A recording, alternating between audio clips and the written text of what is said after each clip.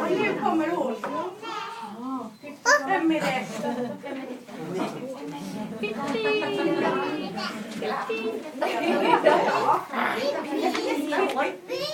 Hon bakar sina pepparkakor på golvet. Och vem är det som kliver i degen?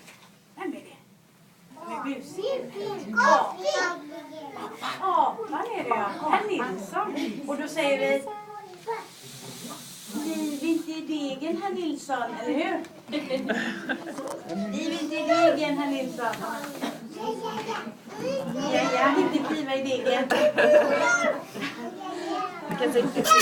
Nu här Pippi på golvet bakar. Hon bakar kakor så att det knakar. Hon bakar stora, hon bakar små. Hon bakar några med herr Nilsson på. Och så säger vi: Liv inte i degen, herr Nilsson.